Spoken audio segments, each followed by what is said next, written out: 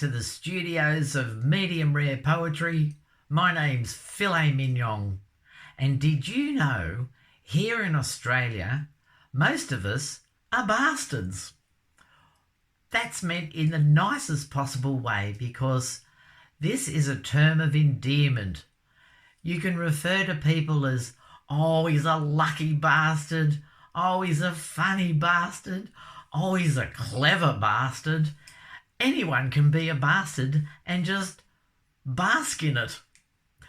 Anyway, today's poem is all relating to the fact that a fellow I used to work with who moved to a country area, and I hadn't seen him for a couple of years, sent me a photograph, and bugger me, he'd grown a great big beard.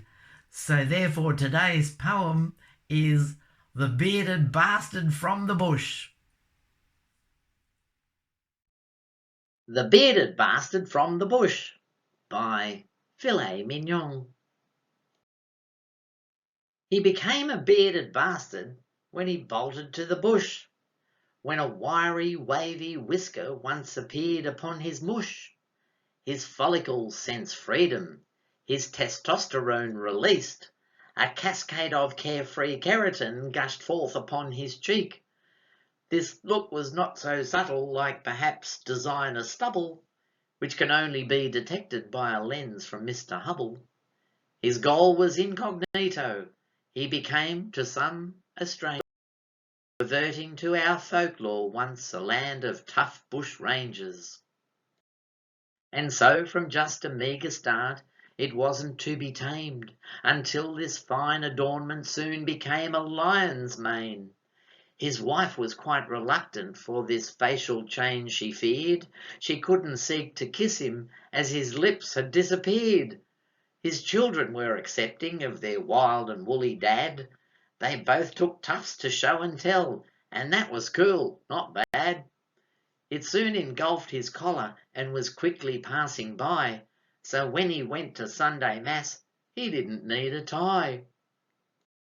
His mother was despairing.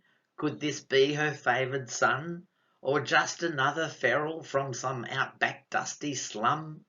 But as the beard grew longer, it was not the shaggy mess. It had sheen and waves and highlights like a flowing auburn tress.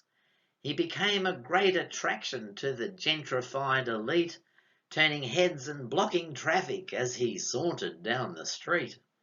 The beard had many uses, like an extra pair of hands, secreting many objects such as pens and rubber bands. The only minor drawback was the aftermath of soup.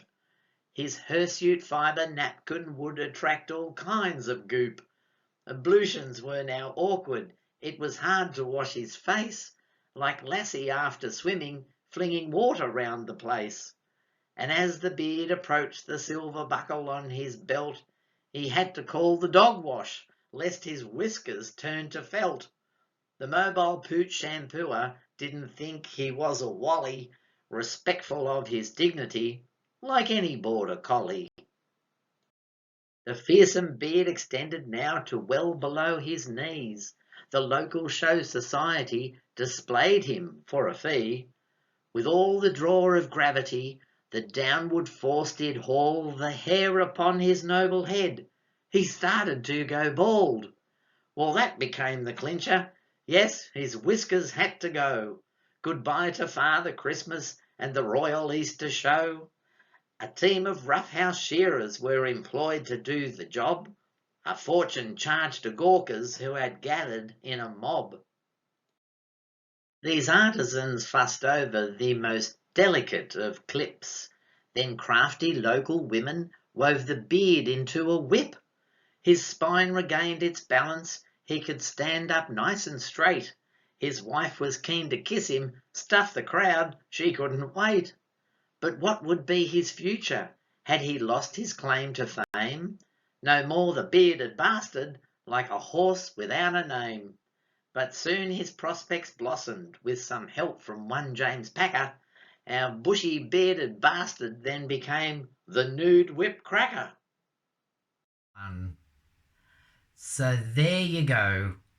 What a lovely bastard he is. There are some terms in the poem that are particularly Australian, so I'll put some definitions in the show notes below. One person that was mentioned is one James Packer, who is a media magnate and did not actually fund my mate's tour of Beardland. However, I had to stick him in there because it rhymed. Hope you enjoyed the poem. I hope you have a wonderful day. Please, before you go, like, share and subscribe and press the notification bell. And I look forward to seeing you next time. Bye-bye for now.